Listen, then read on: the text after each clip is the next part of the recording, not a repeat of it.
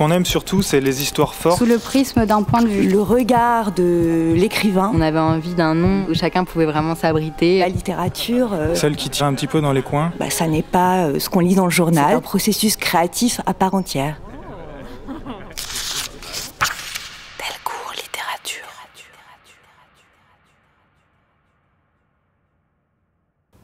Bienvenue à tous pour cette présentation de la rentrée littéraire 2021 des 3 labels Delcourt. Les Avrils, bien sûr, pour la littérature française. La Croisée, littérature étrangère. On peut citer par exemple L'écho du temps de Kevin Powers et Marchiali. Pour la non-fiction, c'est Tokyo Vice, Marchiali bien sûr, entre autres. Donc, 3 entités vraiment complémentaires, une dizaine de titres par an et par maison, donc raisonnable. On commence tout de suite, là maintenant, avec Les Avrils, puis ensuite ce sera La Croisée et enfin Marchiali et l'autrice Kapka Kasabova, bien entendu. Je voulais juste vous préciser que vous pouvez poser vos questions via le chat et nous vous répondrons pendant le direct par écrit. Mais d'abord donc Les Avrils. Lola Nicole. Sandrine Thévenet, éditrice aux Avrils. La très élégante nouvelle maison d'édition aux couleurs franches, Les Avrils, qui publieront Les Garçons de la Cité Jardin à la rentrée. Premier roman signé d'Anne Nizan, qui est avec nous. Bonjour Dan. Bonjour. Je reviens vers vous tout de suite. On va juste rapidement présenter Les Avrils avec les 2 éditrices, Lola Nicole et Sandrine Thévenet. Bonjour à toutes les 2. Bonjour.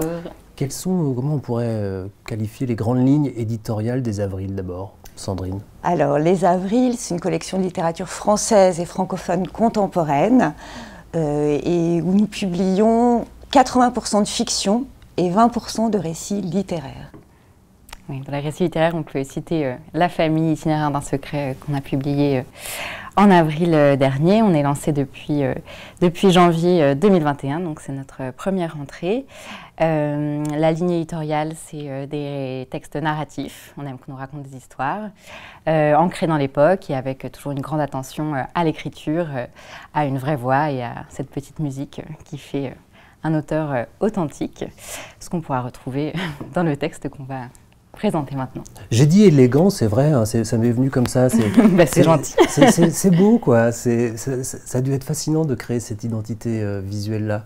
Tout à fait. On avait vraiment envie de revisiter une blanche, de s'inscrire à la fois dans la tradition et de moderniser, malgré tout, avec, comme vous l'avez dit, des couleurs très franches, un travail typographique affirmé. Voilà, donc on est assez fiers de cette déclinaison. Bon, on est là pour parler du premier roman de Dan Nizan, Les Garçons de la Cité Jardin. Vous nous racontez rapidement, vous nous le présentez rapidement. Bien sûr, après, c'est Dan qui en parlera, mais c'est toujours bien d'avoir l'avis extérieur d'abord. Et oui, quel texte, quelle claque Lola et moi, on s'est prise quand on l'a découvert, il y a maintenant de longs mois. Alors on va dire quelques mots de l'histoire pour que les gens qui nous écoutent puissent tout de suite rentrer dans cette Cité Jardin qui se trouve en banlieue de Mulhouse. On est dans les années 90 et dans ce quartier périphérique, dans cette cité-jardin, vit Melville Ichard, 25 ans, petit employé de mairie, vit seul avec son père depuis que ses frères aînés sont partis. Et quand on rentre dans le roman, le téléphone sonne et annonce le retour de ses frères qui ont terrorisé ce quartier. Des frères que Melville adore, qui le fascinent par leur puissance, par leur violence. Et toute l'attention du livre va tenir sur cet étau dans lequel il se trouve pris. Est-ce que cette langue natale de la violence va le happer ou est-ce que d'autres personnages du texte, comme 2 amis, comme une femme aussi, qui va prendre de plus en plus de place dans le livre, est-ce qu'ils vont l'emmener vers un ailleurs? Voilà, c'est cette tension qu'on a adorée, savoir où Melville va basculer. Ce qu'on a adoré aussi, c'est le décor qui est très singulier. Les cités-jardins, c'est des ensembles qui ont été construits au début du siècle par des industriels soucieux de mettre leurs employés dans un cadre plutôt agréable, avec des petits jardinets, tout le confort moderne. Et là, on trouve vraiment ce décor très spécifique qui a été construit comme une utopie et qui, dans les années 90, n'est plus tout à fait aussi reluisante et flamboyante qu'à leur édifice. Vous avez dit tension, Sandrine, je pensais à tension tranquille, moi. Il y a un truc comme ça, une tension, mais qui crée une atmosphère quand même un peu de, pas de flânerie, ce serait pas ça, mais qui tend, mais sans agresser. Voilà, c'est ça ce que je voulais dire. Dan Nizan, vous êtes avec nous, c'est votre premier roman, donc vous avez mis des années à écrire ce livre, ça je le sais. Est-ce que vous avez le trac de le livrer comme ça au public tout d'un coup? Bah là, par exemple, c'est la première fois que j'entends prononcer le nom de la famille, Ichard, à voix haute. Je l'avais jamais entendu prononcer à voix haute, en dehors de chez moi ou en dehors des fois où je le relisais à voix haute. Et donc, en fait, il est bon que je m'habitue à parler de ce livre pour pouvoir commencer à m'en défaire après avoir passé tellement de temps à travailler dessus, et à le retravailler, et à le réécrire, et à le recommencer. En fait, c'est très bien que maintenant, il aille vivre sa petite vie à lui. Mais justement, vous l'avez raboté, poncé dans tous les sens, ça aurait pu durer à la limite encore des années comme ça. À quel moment on se dit, allez, je lâche, je plonge, et puis je nagerai quand je serai dans l'eau, quoi? J'ai passé, oui, effectivement, une 8aine d'années dessus. Bon, j'ai fait beaucoup d'autres choses à côté, mais à l'écrire, à le réécrire, à le retravailler, sans avoir l'impression d'être un artisan, c'est pas tellement mon optique, mais avec l'idée qu'il fallait que ça fonctionne, que ça marche, et effectivement 15 jours avant que je me dise que c'était pas bon du tout, ça allait pas. Puis un jour j'ai pu me poser et me dire tiens, aujourd'hui j'ai rien à faire. C'était la première fois depuis 8 ans que je me disais ça, sinon j'avais toujours ça sur l'établi, quoi. Il y a un truc, c'est Tarantino, on lui avait posé la question sur un de ses films, on lui avait dit est-ce que vous pensez avoir fait le meilleur film possible? Et il a dit mais attendez, moi je serais encore en salle de montage si c'était pas le cas. Et donc là il y avait un peu de ça, c'est-à-dire qu'il y a un moment où je me dis c'est bon, j'ai fait mon possible, puis là maintenant en fait je peux m'en libérer. Mais le moment où il va vraiment être publié, le moment où, déjà le fait d'avoir l'objet dans les mains, c'est effectivement c'est un cap important à passer, parce que sinon on reste glué au livre, comme les personnages sont glués dans la cité jardin, enferrés dans la cité jardin. Donc j'ai vécu un peu ce que vivent les personnages, cet enfermement dans ce lieu, quoi. Mais vous dites que vous les laissez partir maintenant, c'est vrai, vos personnages, mais en fait vous les aviez déjà un peu confiés aux éditrices. Ça a dû vous faire quelque chose, c'est un petit choc aussi, le point de vue des éditrices sur votre texte. C'était déjà un premier rapport avec l'extérieur. Alors c'est toujours un choc de voir leur enthousiasme. C'est toujours un choc parce que à chaque fois c'est à renouveler, parce qu'à chaque fois quand je retourne moi chez moi ou que je recommence à vivre, enfin j'ai plus le nez dans mon texte au quotidien, mais ce moment, l'effet que ça peut faire à une personne extérieure de lire ces textes et d'aimer tel ou tel passage, à chaque fois me surprend. Donc je ne suis pas encore habitué à ce que quelqu'un se plonge dans cet univers et puis s'en empare.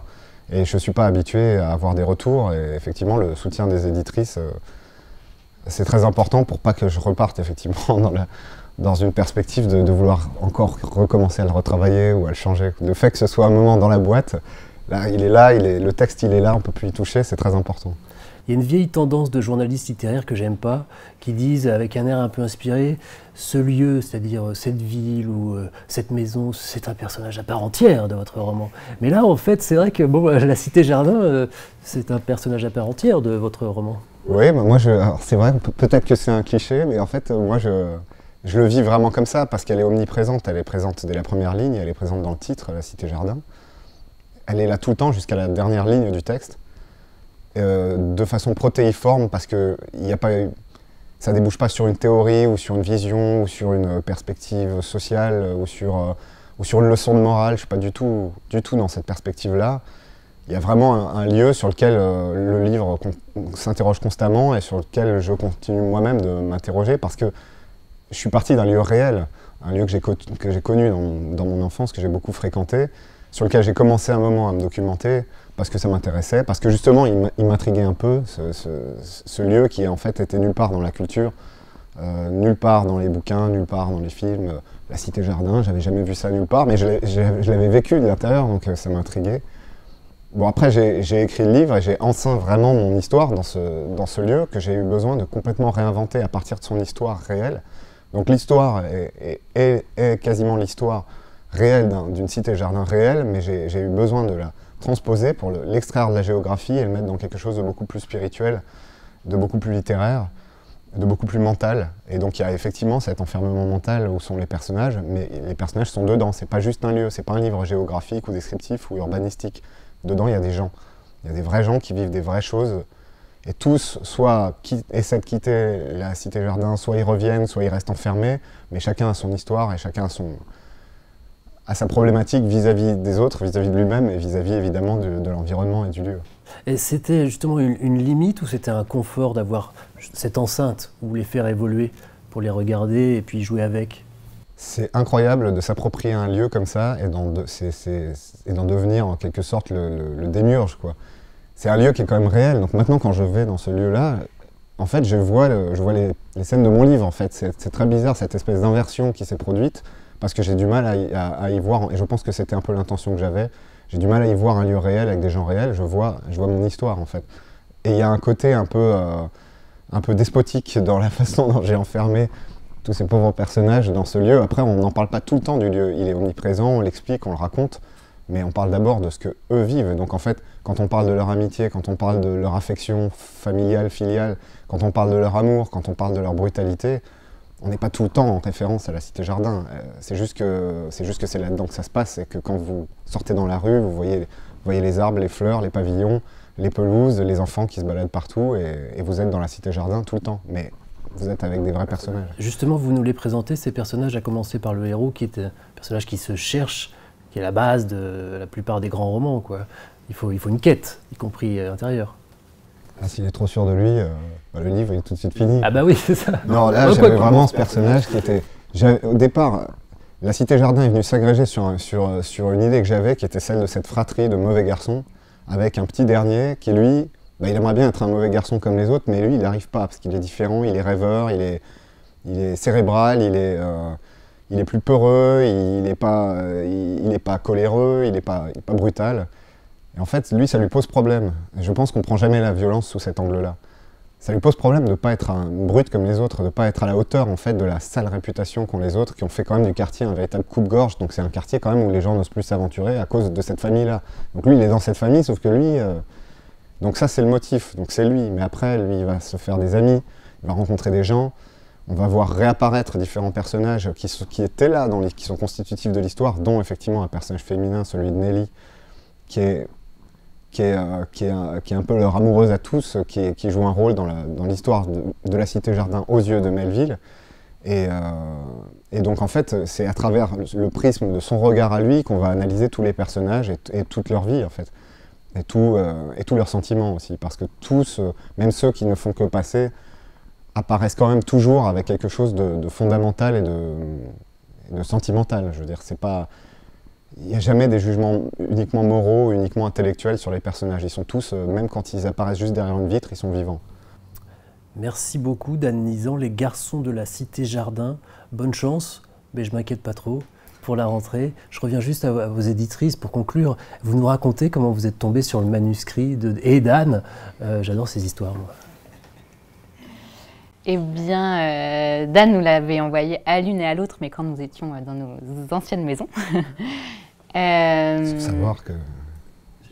Sans savoir que les avrils allaient naître, donc voilà, et puis voilà, c'est toujours des moments de transition, donc on a mis un petit moment, et l'une et l'autre, à lire ce texte, et puis quand on a commencé à vraiment formaliser le projet des avrils, on s'est dit, mais il y a ce texte de Dan Nizan, mais oui, et donc là, on l'a lu et on était, on était complètement, on a été nous aussi complètement embarqués dans cette Cité Jardin, voilà, et en fait on a tout de suite su que ça allait être un titre important du catalogue et qu'on avait envie de lui donner une place de choix.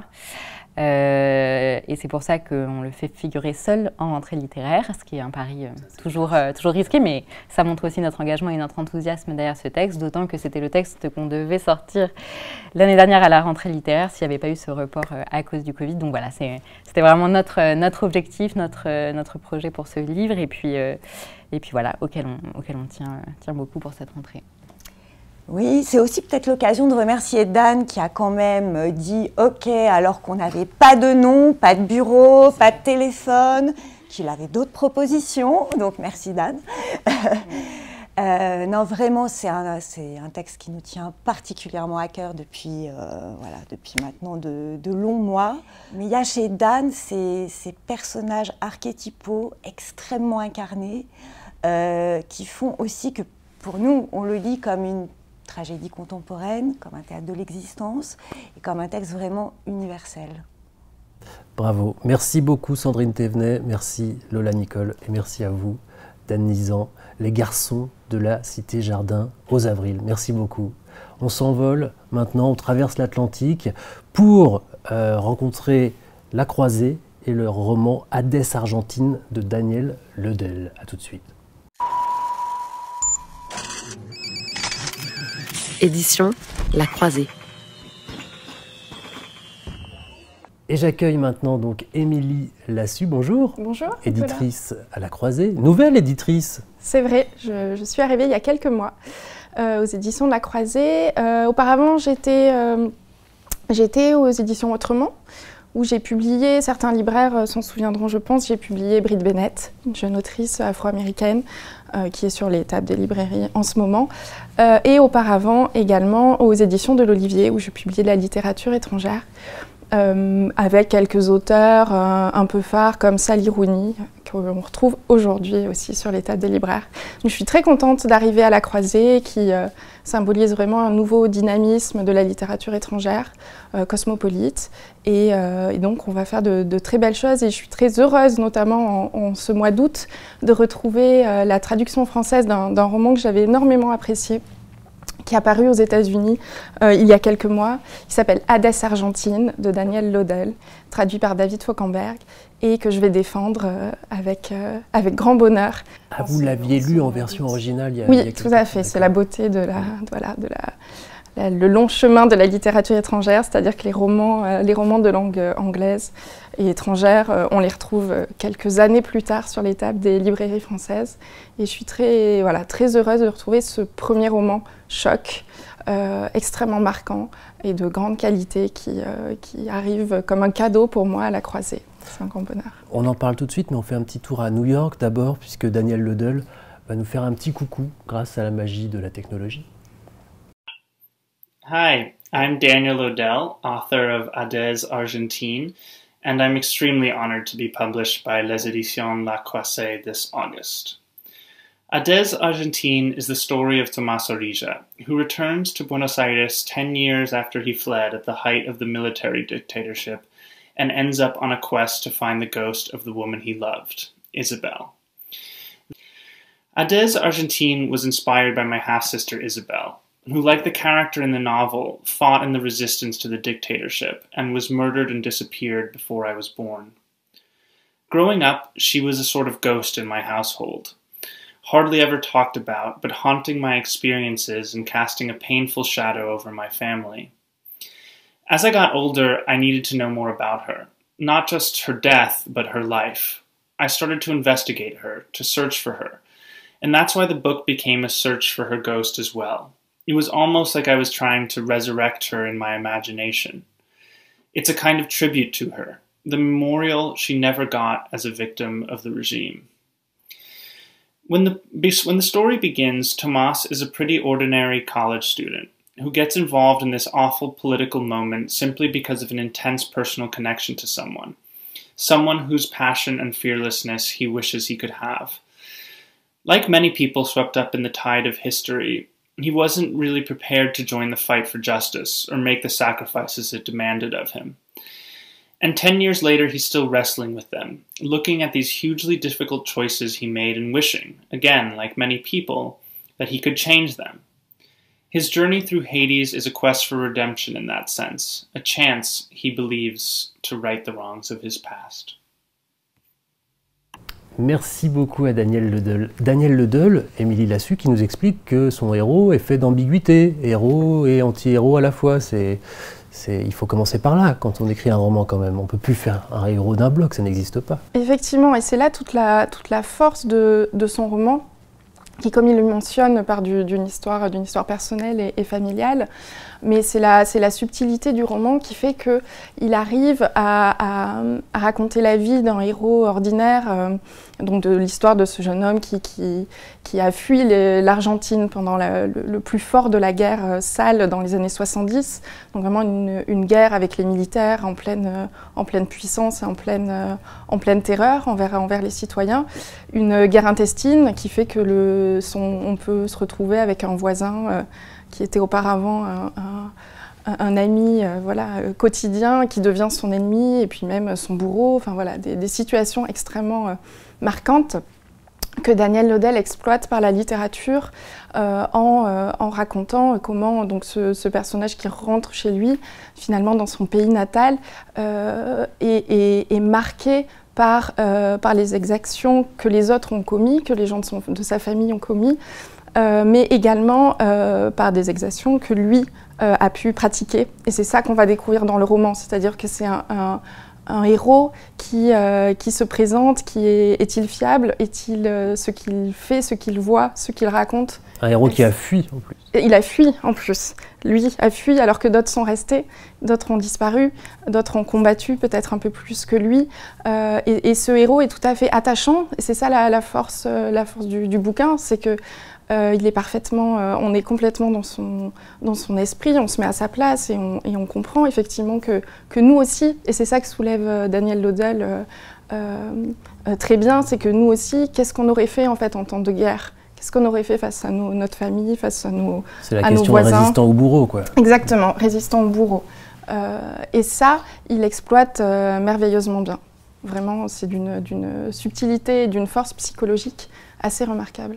C'est inspiré d'une histoire vraie, donc, de son histoire même. Comment on fait de la réalité du roman? Pourquoi pas faire un essai dans ce cas-là, ou un récit? Qu'est-ce qu'il apporte de littérature? Alors lui, là où il a trouvé une astuce narrative extrêmement intelligente, il exploite très bien, dès les premières pages, un mythe, le mythe d'Orphée et Eurydice. Il exploite le thème de l'enfer. Effectivement, quand on y pense, Hadès, d'où le titre Hadès Argentine, quand on y pense, qu'est-ce qui représente l'enfer sur Terre? Effectivement, les guerres qui font qu'on se retrouve dans des situations impossibles, horribles à vivre.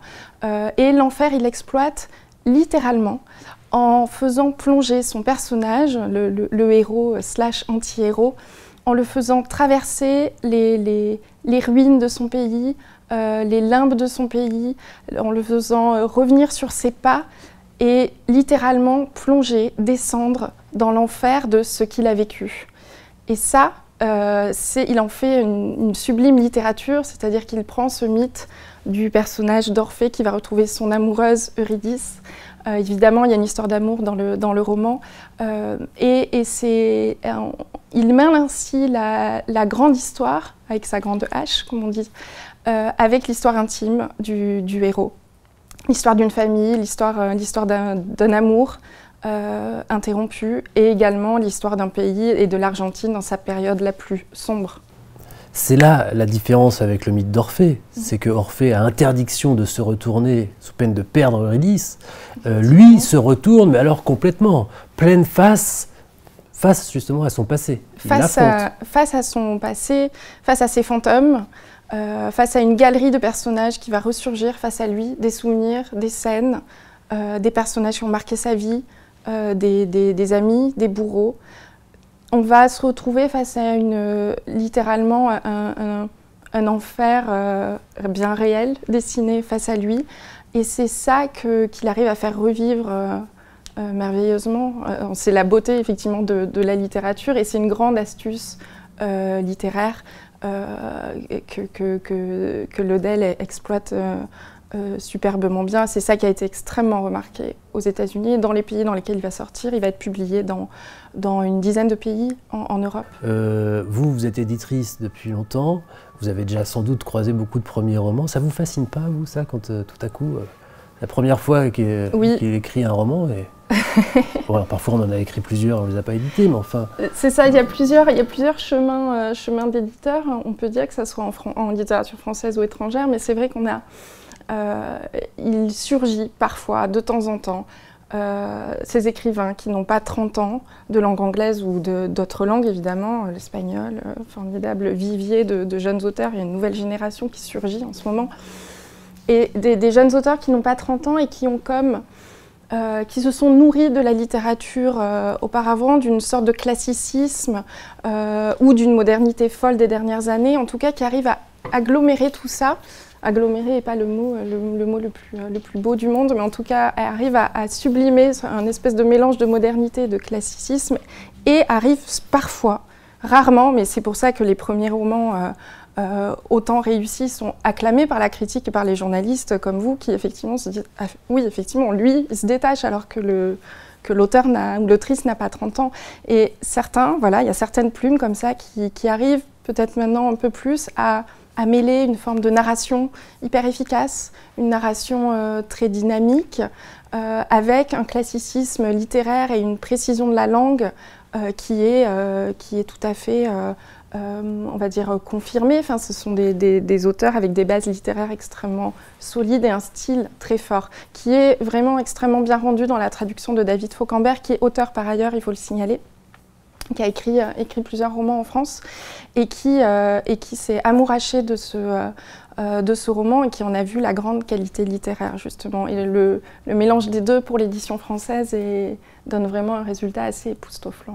C'est comme une belle montre, quoi. C'est à la fois très beau et en même temps ça marche, ça fonctionne, quoi. Effectivement, voilà, il y a quelque chose qui est parfait de la première à la dernière page. Une sacrée dose d'émotion, voilà, il le fait magistralement. Et de la précision, Hadès Argentine à la croisée, Daniel Ledel, bravo pour ça. Faut qu'on dise un mot aussi de William Melvin Kelley. Alors c'est vrai que Daniel Ledel, donc le Hadès Argentine sort au mois d'août et quelques jours plus tard, en septembre, courant septembre, nous publierons 2 romans de William Melville Kelley, auteur que nos amis libraires et journalistes et lecteurs évidemment connaissent bien, puisque c'est un auteur emblématique de la croisée. Il a été publié depuis 2019, si je ne m'abuse, avec Un autre tambour, puis Jazz à l'âme, des romans qui sont parus en poche également. Et on continue donc en septembre avec une parution double, un peu feu d'artifice, pour célébrer ce grand auteur afro-américain qu'on annonçait comme le géant oublié de la littérature étrangère. Ça, c'était il y a quelques années, la littérature américaine. Maintenant, il est complètement retrouvé. Il a retrouvé ses lettres de noblesse et c'est bien heureux, c'est bien juste. Beaucoup de jeunes auteurs se réclament de lui, désormais. Et William Melvin Kelley, on le retrouvera donc avec Danseurs sur le rivage, un recueil de nouvelles sublime, et Dem, une comédie assez grinçante sur, évidemment, les Afro-Américains dans les années 60. Quelque chose de très habilement tourné et drôle. Danseurs sur le rivage, c'est une traduction littérale du titre? Oui. Magnifique. C'est très beau, c'est magnifique. On peut dire que c'est l'équivalent un peu des nouvelles de Sol Bello. Il y a une précision et une force dans ces nouvelles qui est extraordinaire. Bernard Malamud, notamment, par exemple, qui a été redécouvert lui aussi littérairement il y a quelques années, exhumé. Et William Melville Kelley est vraiment un des auteurs afro-américains des années 60-70. On pense tous à James Baldwin, par exemple. William Melville Kelley était son acolyte. Et il est grand temps qu'on le célèbre enfin ces dernières années. Merci Émilie. Émilie Lassus, éditrice de La Croisée. Merci beaucoup. Merci beaucoup Nicolas. Ah, j'adore. Il est l'heure de Marchiali pour L'écho du lac, le livre de Kapka Kassabova. Et pour en parler, Clémence Billot et Cyril Gay qui nous rejoignent tout de suite.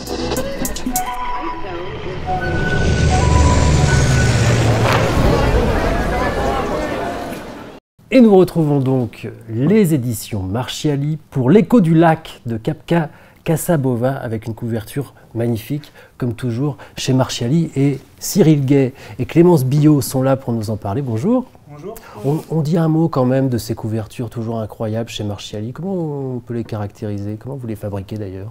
Alors, c'est pas nous qui les faisons nous-mêmes, c'est un artisan du livre qui s'appelle Guillaume Guilpart et qui a la particularité de réaliser systématiquement une linogravure qui sert de base à l'illustration de couverture. C'est ça qui donne cette patte singulière.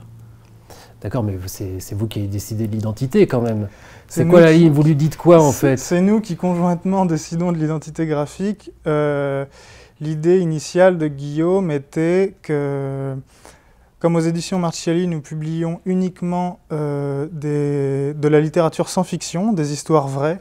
Il avait envie, lui aussi, à l'image des auteurs et des autrices, de travailler la matière et donc de nous proposer quelque chose qui lui demande un petit peu de travail en profondeur, d'où la gravure. C'est toujours de la non-fiction, mais de la non-fiction qui a du style, et c'est le cas de L'écho du lac. On le présente rapidement, Clémence? livre et l'autrice. L'écho du lac, oui, c'est le deuxième livre de Kapka Kasabova qui on a publié Lisière donc l'an dernier. Kapka est d'origine bulgare, elle habite aujourd'hui en Écosse, elle écrit en anglais. Dans son premier livre, Lisière, elle retourne en Bulgarie, donc le pays de son enfance. Et elle fait un travail, en fait c'est un récit de voyage, mais à chaque fois on aimait bien son côté aussi aventure, où elle va à la rencontre des gens qui habitent les lieux qu'elle visite. Et ici, dans l'écho du lac, elle se rend autour des lacs d'Oride et Prespa, qui sont en fait les deux plus anciens lacs d'Europe, et qui ont cette particularité d'être reliés entre eux par une rivière souterraine, c'est-à-dire que le lac Prespa alimente le lac d'Oride. Et qui sont aussi très singuliers parce qu'en fait ils sont à la frontière entre l'Albanie, la Macédoine du Nord et la Grèce. Alors justement, pour s'y retrouver, ça j'adore, il y a toujours une carte chez vous, et là on voit très bien les lacs, on s'y projette, et la géographie, évidemment, dans ce livre-là, elle tient un rôle majeur. Effectivement, la géographie est très présente, c'est vraiment le début même de l'histoire de Kapka, puisqu'elle se demande comment la géographie va façonner ce qu'on est, mais aussi l'histoire, et c'est aussi pour ça qu'elle se rend autour de ces lacs et rencontrer les personnes qui l'habitent. C'est pour comprendre comment l'histoire a façonné ce qu'ils sont. Et il se trouve que ces lacs sont d'ailleurs liés à l'histoire personnelle de Kapka, puisque son arrière-grand-mère est originaire de ces lacs. Et bien justement, je crois qu'elle nous le raconte en vidéo. Elle nous a fait pareil un petit coucou depuis chez elle. On regarde. Le retour au lac maternel, c'est-à-dire le lac de ma grand-mère, n'était qu'une question de temps et de maturation pour moi. Car je sentais toujours dès l'enfance que ma grand-mère portait quelque chose en elle, quelque chose de lourd, un fardeau, et c'était en effet le lac qu'elle portait, le lac et toute son histoire. Et ce n'était qu'en retournant au lac de ma grand-mère que je me suis rendu compte d'un fait assez frappant, que je suis la 4e génération dans notre famille, dans la ligne féminine, d'avoir immigré. Donc c'est 4 générations de migrants. Et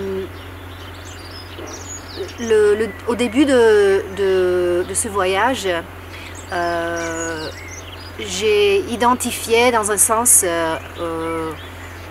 une des questions que j'allais me poser en fouillant cette histoire intime et cette histoire aussi géographique et assez épique de la région. Et cette question était d'où vient cette douleur. Donc j'ai commencé avec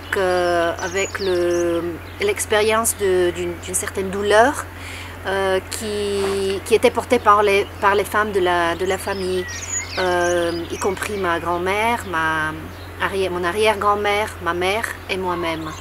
Une douleur physique mais aussi psychique. Donc le retour au lac, à cet élément féminin de l'eau, a commencé d'une façon très intime, à partir de ces histoires intimes des femmes, des relations dans notre famille, mais s'est épanoui très vite dans une fouille assez disons, plus impersonnelle, quand j'ai commencé à rencontrer les gens du lac. L'héritage de la douleur. Et pourtant, ce n'est pas un livre doloriste du tout, non? Si. Qu'est-ce qu'elle veut dire par là, à votre avis? L'héritage de la douleur, ça fait surtout référence à la malédiction, en quelque sorte, qui s'abat sur la branche maternelle de sa famille, justement, comme elle nous le raconte. Mais ce n'est pas un livre doloriste, effectivement. Kapka, tous ses récits sont toujours animés par une immense générosité, à la fois dans le talent de conteuse qu'elle a, mais aussi dans son geste de toujours vouloir aller vers l'autre pour le comprendre. C'est un livre, alors c'est pas du tout péjoratif, au contraire, c'est un livre d'anecdotes aussi, c'est-à-dire qu'elle nous raconte ses anecdotes, ses rencontres fortuites, mais elle recueille aussi celles de ceux qu'elle rencontre. C'est un livre, en fait, c'est des histoires, des dizaines d'histoires dans cette seule histoire. L'une des grande originalité donc, de la démarche de Kapka, c'est à la fois qu'elle est capable de se mettre en scène elle-même, un petit peu comme du reportage immersif, mais aussi de convoquer à la fois l'histoire ancienne, antique, puis plus contemporaine, mais aussi des destinées humaines de tous les gens qu'elle rencontre au cours de son voyage. Et elle va rencontrer au gré de ses pérégrinations, parce qu'elle va visiter la ville d'Ohride, elle va se promener le long des rives du lac, elle va randonner dans les montagnes, et ce qui va l'amener à rencontrer des pêcheurs, des gardiens d'églises troglodytes, des guides de montagne, et à chaque fois, en fait, elle collecte l'histoire personnelle. Et en ce sens, elle nous fait penser, enfin, elle est vraiment pour nous dans l'héritage de Svetlana Alexievitch, qui fait ce travail-là dans la fin de L'Homme Rouge, et à travers toutes ces galeries de portraits, en fait, construire une sorte d'identité commune des Balkans. Ben justement, c'est très sympa de la voir à l'apéro, Kapka, ou à dîner, parce qu'elle a toujours une histoire à raconter, et elle nous en raconte une justement. Une des histoires que j'ai fini par raconter, c'est l'histoire d'une randonnée que j'ai faite avec un guide de montagne au sommet de la montagne karstique de Galičica qui sépare les deux lacs, au moins au niveau de la terre, car les deux lacs sont bien sûr étroitement, intimement liés sous terre. Quand on s'est trouvé sur le sommet, j'avais faim, j'étais fatiguée, et on s'est disputé sur une fleur. J'ai cueilli une fleur alpine qu'il a crue Edelweiss, et on s'est disputé là-dessus. Et cette dispute sur la fleur, qui était presque un Edelweiss, mais pas tout à fait, est éclatée très vite dans une dispute nationale, une dispute territoriale, et ça sur un sommet qui en effet a été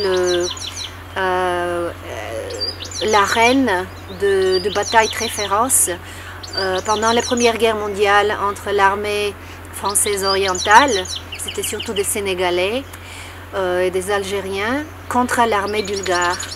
Et c'était sur le très important, stratégiquement important front macédoine de la Première Guerre mondiale, qui était vraiment la clé,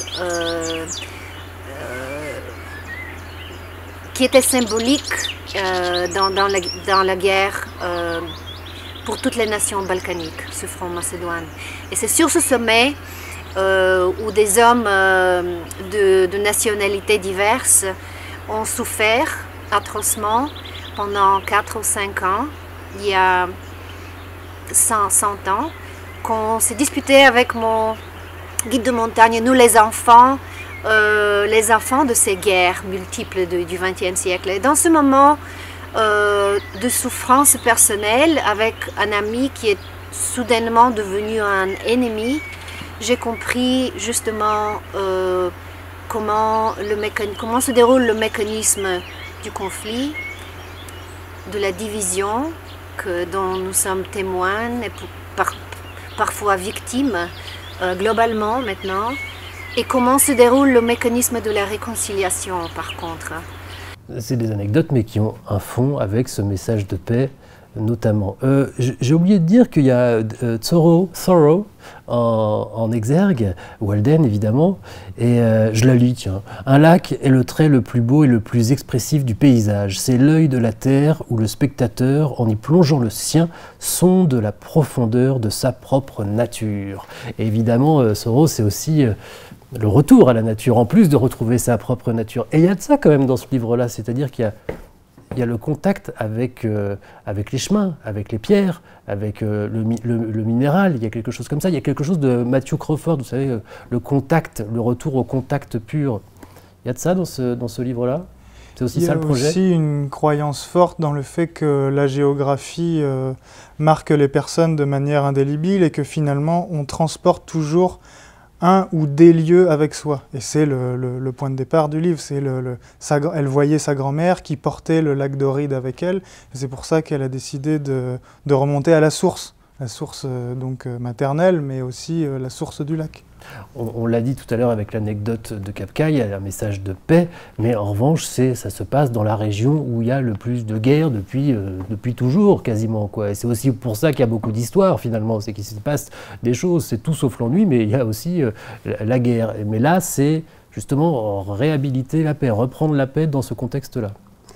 Ce qui se passe, c'est que Kapka, au fur et à mesure de ses rencontres, elle va se rendre compte que les personnes ont vraiment été marquées, soit ont connu une famille dispersée, soit ont connu un régime autoritaire et ont été sous le joug de l'oppression. Et en fait, aujourd'hui, ils veulent juste vivre en paix les uns avec les autres. Ils veulent pouvoir aller en Albanie. Ils veulent, par exemple, le lac d'Oride, il y a une frontière au milieu du lac entre la Macédoine du Nord et l'Albanie. Ils ne peuvent pas la traverser en bateau. Ils sont obligés de contourner pour passer un checkpoint.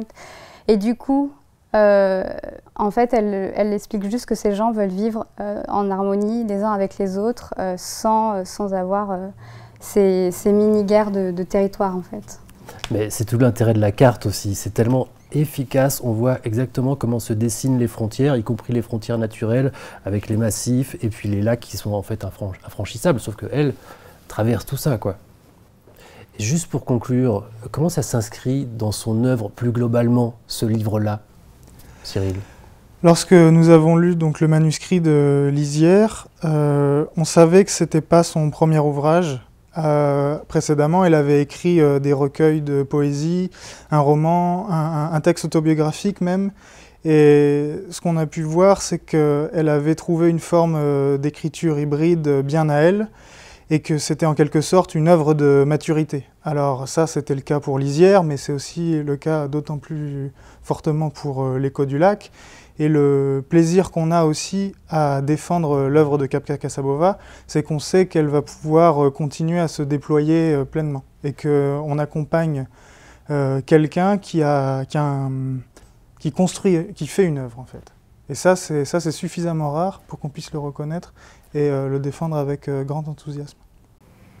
Et une œuvre qui a du souffle. Merci beaucoup Cyril Gay et Clémence Billot. L'Écho du lac, donc de Kapka Kassabova, traduction de, toujours jamais oublié, Morgane Cézanna chez Marchiali. Merci beaucoup. Merci à tous de nous avoir suivis pour donc la rentrée des Avrils, de la Croisée et de Marchiali, les trois labels Delcourt. Merci beaucoup, à bientôt.